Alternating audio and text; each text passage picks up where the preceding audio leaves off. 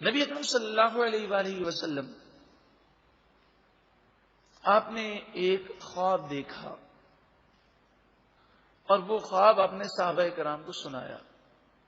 خواب اس طرح تھا کہ نبی اکرم صلی اللہ علیہ وآلہ وسلم اپنے صحابہ کرام کو لے کر مکہ مکرمہ میں داخل ہوئے اور امن اور اطمینان کے ساتھ مسلمان عمرہ کر رہے ہیں، طواف کر رہے ہیں، سعی کر رہے ہیں، بالوں کو منڈوا رہے ہیں، کوئی خوف نہیں ہے۔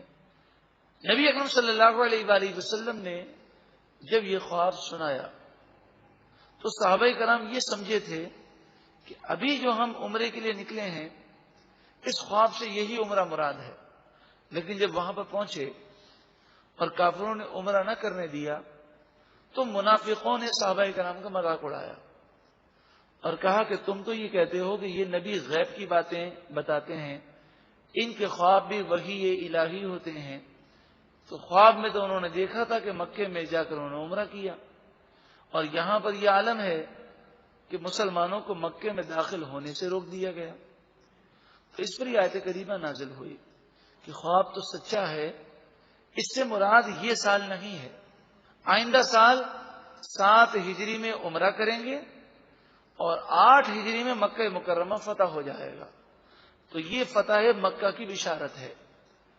لقد صدق اللہ رسولہ الرؤیا بالحق، بے شک اللہ نے اپنے رسول کا خواب سچا کر دکھایا۔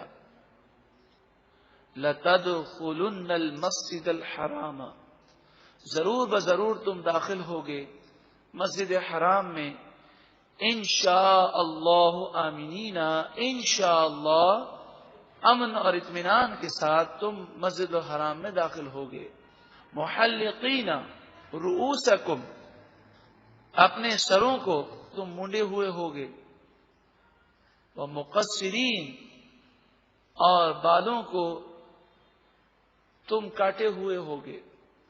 مقصرین یہ تقصیر سے ہے کہ جب ہم عمرے سے فارغ ہوتے ہیں تو 2 چیزیں ہیں، ایک تو یہ ہے کہ سر منڈوا دیا جائے اور ایک یہ کہ اگر بال بڑے ہوں تو پھر سر منڈوایا نہ جائے بلکہ تمام جو سر کے بال ہیں ان کو کترا جائے، ان کو کینچیوں سے کاٹا جائے اور کم از کم سر کے 1/4 بال انگلی کے 1 پورے کے برابر کاٹ لیے جائیں، اسے تقصیر کہتے ہیں۔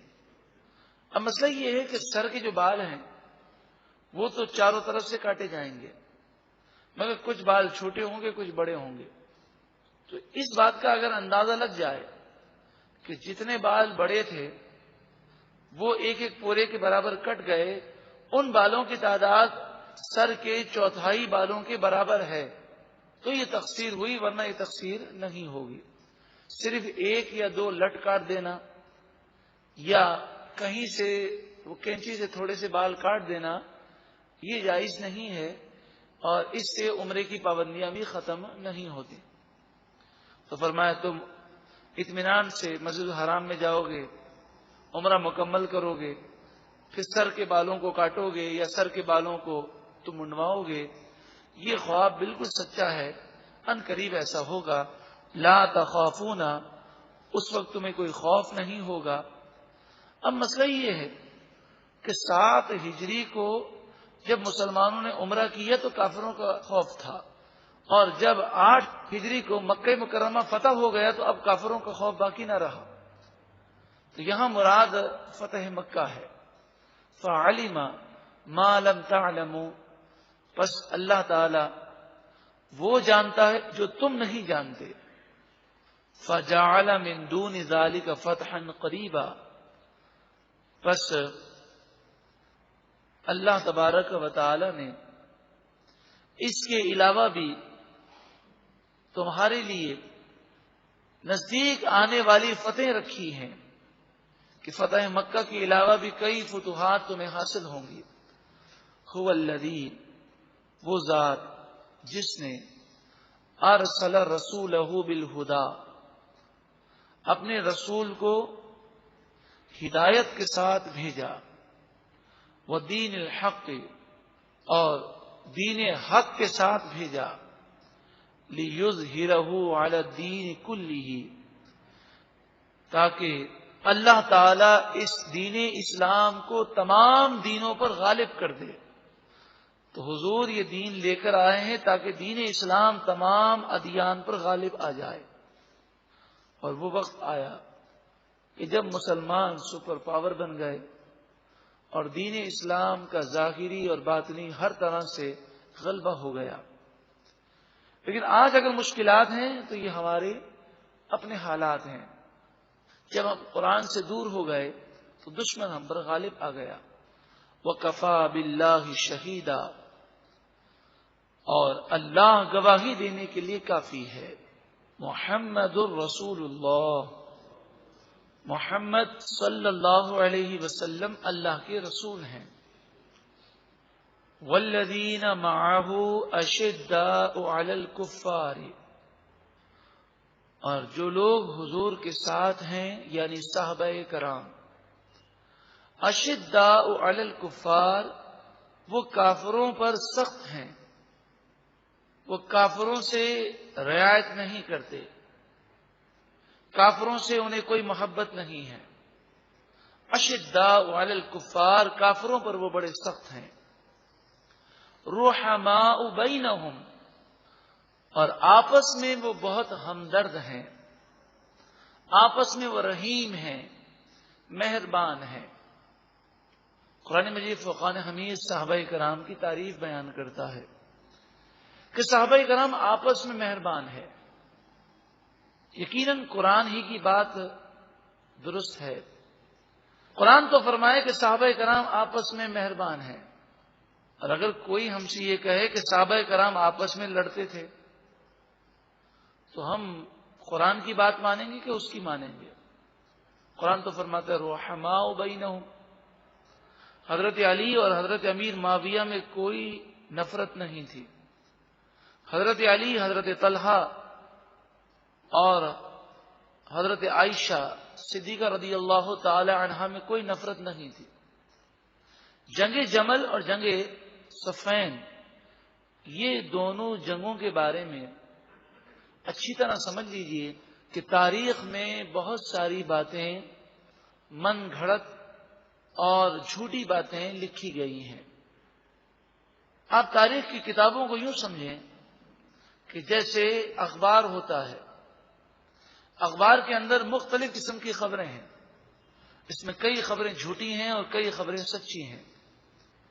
تو تاریخ کی وہ مستند کتابیں کہ جس کے اندر سچی اور جھوٹی خبروں کے اندر امتیاز کیا گیا، اور علماء نے تحقیق کی، وہ یہ ثابت کرتے ہیں کہ حضرت امیر معاویہ اور حضرت علی آپس میں ملاقات کرتے ہیں اور حالات کے مطابق وہ سوچتے ہیں کہ کیا کرنا چاہیے۔ حضرت امیر معاویہ یہ مطالبہ کرتے ہیں کہ جو حضرت عثمان غنی کے قاتل ہیں انہیں فوراً سزا دی جائے، اور حضرت علی یہ کہتے ہیں کہ فی الوقت حالات اس کا تقاضا نہیں کرتے، حالات بہت خراب ہیں۔ حضرت امیر معاویہ آپ اپنے علاقے سے چل کر ایک مقام صفین ہے، یہاں پر آپ حاضر ہوتے ہیں، حضرت علی بھی آتے ہیں، دونوں کی گفتگو ہوتی ہے۔ حضرت علی دلائل پیش کرتے ہیں، حضرت امیر معاویہ کہتے ہیں آپ کی بات درست ہے، واقعی آپ یہاں رہ کر حالات کو زیادہ سمجھتے ہیں۔ تو واقعی اس وقت حالات ایسے نہیں، میں آپ کی بات تسلیم کرتا ہوں۔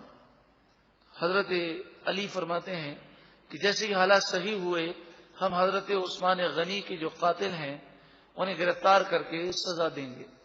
معاہدہ ہو جاتا ہے، دونوں طرف کے لوگ اپنے اپنے خیموں میں جا کر سو جاتے ہیں۔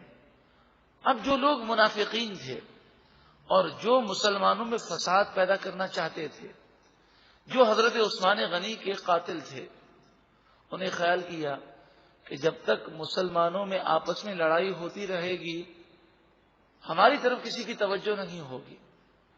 اب انہوں نے یہ خیال کیا کہ یہ تو معاہدہ ہو گیا، اب کیا کریں؟ تو ان لوگوں نے یہ کیا کہ حضرت علی کے خیموں کی طرف آئے اور حضرت علی کے خیموں کی طرف سے حضرت امیر معاویہ کے خیموں کی طرف انہوں نے تیر برسانے شروع کر دیے. رات کا اندھیرا. اب جب حضرت امیر معاویہ کے ساتھی زخمی ہونے لگے اور انہوں نے جب رخ دیکھا کہ یہاں سے تیر آ رہے ہیں، تو اس زمانے کو آپ سمجھیے گا کہ کوئی وائرلیس نہیں، کوئی موبائل نہیں، کوئی ٹیلی فون سسٹم نہیں، ہزاروں افراد ہیں. اب اوپر سے تیر آ رہے ہیں تو کمانڈر سے پوچھنے کی حاجت نہیں ہوتی کہ کیا کرنا ہے. حضرت امیر معاویہ کے ساتھیوں نے جہاں سے تیر آ رہے تھے وہیں تیر برسانے شروع کر دیے کہ جو تیر مار رہے ہیں ان کا منہ توڑ جواب دیا جائے. اب وہ تیر حضرت علی کے خیموں پر گرے. حضرت علی کے ساتھی اٹھے، انہوں نے یہ خیال کیا کہ یہ تیر حضرت امیر معاویہ کے خیموں کی طرف سے آ رہا ہے، تو انہوں نے اس کے جواب میں تیر برسانے شروع کیے. اب یہ غلط فہمی کا نتیجہ تھا. جب تک مسلمان اس سازش کو سمجھیں اس وقت تک کئی مسلمان شہید ہو گئے. یہ تو آپ اس طرح بھی سنیں، اس زمانے میں جبکہ اس قدر سائنس نے ترقی کی ہے، جب بھی انڈیا اور پاکستان کی فوجیں آمنے سامنے کھڑی ہوتی ہیں تو ہر وقت دنیا کو یہی خطرہ محسوس ہوتا ہے کہ کبھی بھی جنگ غلط فہمی کی وجہ سے چھڑ سکتی ہے، کہ کوئی دشمن بھی ایک طرف سے گولی چلا دے گا، دوسرا اس کا جواب دینا ضروری سمجھے گا. اور دنیا کی ایسی کئی جنگیں ہیں کہ جو اس جدید دور کے اندر بھی غلط فہمی کی وجہ سے شروع ہوئی ہیں. وہ دور جس میں سامنے سے اگر تیر آ رہے ہیں تو بچاؤ کی ایک ہی صورت ہے کہ تیر مارنے والے کو ہلاک کر دیا جائے. تو اس طرح ان منافقوں نے اور سازشیوں نے ایک جنگ کروا دی. اسی طرح جنگ جمل. جمل اونٹ کو کہتے ہیں. حضرت عائشہ صدیقہ رضی اللہ تعالی عنہ حضرت علی رضی اللہ تعالی عنہ سے ملاقات کے لیے نکلی کہ حضرت علی سے بات کریں کہ آپ عثمان غنی کے قاتلین کو سزا کیوں نہیں دے رہے، کیا آپ کے ساتھ مشکلات ہیں. تو جب حضرت علی اور حضرت عائشہ صدیقہ رضی اللہ تعالی عنہا کا آمنا سامنا ہوا تو اس وقت ان منافقوں نے یہ خیال کیا کہ موقع بہت اچھا ہے. حضرت عائشہ کے ساتھ جو لوگ تھے ان کے اندر یہ گھس گئے اور انہوں نے یہاں سے تیر اور تلواریں چلانے شروع کر دی. تو اب ہوا یہ کہ حضرت علی رضی اللہ تعالی عنہ کے ساتھیوں نے مقابلہ کرنے کی کوشش کی، اور جب کوئی فوجی لباس نہ ہو، اپنے اور پرائے کا معلوم نہ چل سکے، اور بہت قریب قریب لشکر ہوں، تو اس زمانے میں ایسا ہوتا تھا کہ جب جنگیں شروع ہوتی تھیں تو بسا اوقات اپنے ہی ہاتھوں اپنا آدمی جو ہے وہ شہید ہو جاتا تھا. تو یہ اچانک سے جو جنگ شروع ہو گئی، اس وقت مجاہدین نے کوئی اپنے کوڈ ورڈ مقرر نہ کیے تھے، تو اس لیے سمجھ نہیں آ رہی تھی کہ منافقین کون ہیں اور مسلمان کون ہیں، کون ایسے لشکروں میں فسادی گھس گئے ہیں. تو حضرت عائشہ صدیقہ رضی اللہ تعالی عنہ اونٹ پر سوار ہوئی اور اونٹ پر سوار ہو کر انہوں نے لوگوں سے کہا کہ تمہیں رسول اللہ صلی اللہ علیہ وسلم کی زوجہ کا واسطہ، یعنی میں تمہاری ماں ہوں، میری موجودگی میں تم لڑتے ہو. تو آپ نے جب ہاتھوں سے اس طرح لوگوں کو روکنے کی کوشش کی تو وہ آواز لوگوں تک نہ پہنچ سکی. تو لوگ یہ سمجھے کہ حضرت عائشہ اپنے ساتھ جو لوگ ہیں انہیں وہ جنگ کے لیے ابھار رہی ہیں. تو تاریخ کے بعض ظالموں نے یہ جھوٹی بات لکھ دی کہ حضرت عائشہ نے اونٹ پر کھڑے ہو کر اپنے ساتھیوں کو جنگ کے لیے ابھارا. ایسی کوئی بات نہیں تھی. پھر جب جنگ کسی طور پر رکنے کو تیار نہ تھی، لوگ حضرت عائشہ کو دیکھتے اور اس کا وہ دوسرا مطلب لیتے، اور وہ حضرت عائشہ کو دیکھ کر مزید جوش میں آتے. تو پھر حضرت عائشہ صدیقہ رضی اللہ تعالی عنہا نیچے اترنے کی کوشش کرتی، لیکن جنگ کی وجہ سے اونٹ بیٹھنے کو تیار نہ تھا. تو پھر ایک ہی صورت سمجھ میں آئی کہ اونٹ کی ٹانگیں کاٹ دی جائیں. اونٹ کی جب ٹانگیں کاٹی گئیں تو یہ اونٹ نیچے آ گیا، اور حضرت عائشہ صدیقہ رضی اللہ تعالی عنہا جب نیچے تشریف لائیں تو جنگ ختم ہو گئی. اس موقع پر حضرت علی نے بھی افسوس کیا، حضرت عائشہ نے بھی افسوس کیا، اور جو مسلمان تھے وہ بھی شدید رنج میں مبتلا ہوئے کہ دشمن ہماری فوجوں میں گھس کر انہوں نے موقع سے فائدہ اٹھا لیا. تو یہ سارے واقعات دشمنوں کی سازشوں کی وجہ سے وقتی طور پر غلط فہمی کا نتیجہ تھے. ہرگز ہرگز ان میں کوئی آپس میں نفرت یا بغض نہیں تھا. رحماء بینہم، یہ نبی کے صحابہ کرام آپس میں ایک دوسرے سے محبت کرنے والے، ایک دوسرے پر مہربان ہیں. تراہم رکعا سجدا، تم انہیں دیکھتے ہو رکوع کرتے ہوئے، سجدہ کرتے ہوئے. یبتغون فضلا من اللہ، یہ اللہ کے فضل کو تلاش کرتے ہیں. ورضوانا، اور اللہ کی خوشنودی کو تلاش کرتے ہیں. سیماہم فی وجوہہم من اثر السجود، ان کے چہرے دیکھو، ان کے چہروں میں سجدے کے آثار ہیں، سجدے کا نور ہے. سجدے کے آثار سے مراد وہ نہیں ہے کہ سجدہ کرنے سے پیشانی پر نشان بن جاتا ہے، یہ مراد نہیں ہے، بلکہ سجدوں کے آثار سے یہ مراد ہے کہ جب بندہ تہجد پڑھتا ہے اور نماز پابندی سے پڑھتا ہے تو اس کا چہرہ نماز کے نور سے منور ہوتا ہے. اور کل بروز قیامت حدیث پاک میں ہے کہ جو جو مقامات وضو کے ہیں اور جس جس مقام پر انسان سجدہ کرتا ہے، سجدے کے اعضاء، یہ کل بروز قیامت نور سے چمک رہے ہوں گے. ذالک مثلہم فی التوراۃ، یہی مثال ہے ان کی توریت میں. ومثلہم فی الانجیل، اور یہی مثال ان کی انجیل میں ہے. یعنی مراد یہ ہے کہ توریت اور انجیل میں صحابہ کرام علیہم رضوان اور حضور کی مثال یہ بیان کی گئی. وہ مثال آگے آ رہی ہے. کزرع، جیسے ایک بیج. زرع کے معنی کھیتی ہے، یہاں مراد بیج ہے. آپ بیج بوتے ہیں. اخرج شطأہ، وہ بیج سے کونپل نکلتی ہے، بیج سے باریک سی ایک ہلکی سی باریک سی ٹہنی نکلتی ہے جو زمین کو پھاڑ کر ایک پودے کی شکل میں اوپر آتی ہے. شطأہ، وہ پودے کی ابتدائی شکل کہ بہت نرم ہے، باریک ہے. فآزرہ، پھر وہ باریک سی ٹہنی وہ مزید بڑھتی ہے. فاستغلظ، پھر وہ موٹی ہو جاتی ہے. فاستوى على سوقه، پھر وہ اپنی پنڈلی پر یعنی اپنے وہ تنے پر کھڑی ہو جاتی ہے. یعنی بیج جب بوتے ہیں تو اس سے جو پودا پیدا ہوتا ہے وہ بہت کمزور ہوتا ہے، لیکن پھر وہ درخت بن جاتا ہے، اس وقت وہ بہت مضبوط ہوتا ہے. یعجب الزراع، کھیتی میں بیج بونے والا اس کھیتی کو بہت اچھا سمجھتا ہے، اس پر وہ خوش ہوتا ہے. اسی طرح حضور اقدس صلی اللہ علیہ وآلہ وسلم کے دین کا معاملہ ہے کہ نبی اکرم صلی اللہ علیہ وآلہ وسلم نے دین اسلام کے پیغام کو پہنچایا. ابتدا میں دین اسلام کے ماننے والے بہت کم تھے، اور پھر صحابہ کرام کی تعداد بڑھتی گئی، اور ان صحابہ کرام کی تعداد کو ایک تناور درخت سے تشبیہ دی گئی ہے کہ انہوں نے دین اسلام کو مضبوط کر دیا.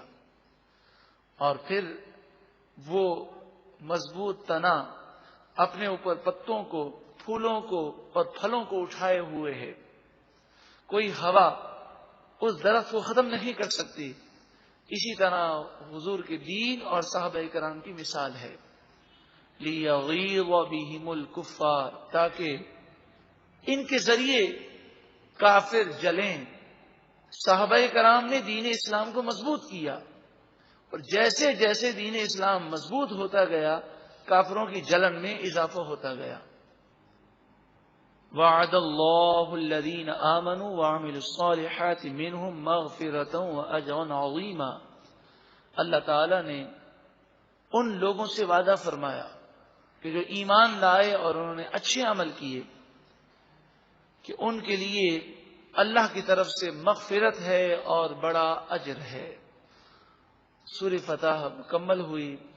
رب العالمین اس کی ساری برکتیں ہم سب کو عطا فرمائے۔ یقیناً اس میں فتح کا ذکر ہے، موجودہ فتح کا بھی ہے اور آنے والی فتح کا ذکر بھی ہے۔ بعض علماء فرماتے ہیں کہ سورہ فتح پڑھی جائے کسی بھی مشکل میں آسانی حاصل کرنے کے لیے اور اللہ تعالی سے دعا مانگی جائے، رب العالمین دعاؤں کو قبول فرمانے والا ہے۔ اس میں کوئی وقت کی قید نہیں۔ جب بھی آپ بہت زیادہ پریشان ہوں یا کسی معاملے میں آپ فتح چاہتے ہوں تو سورہ فتح پڑھ لیجئے، اللہ تعالیٰ سے اس سورت کے وسیلے سے دعا کیجئے، اللہ رب العالمین ہمیں دنیا اور آخرت میں کامیابی عطا فرمائے۔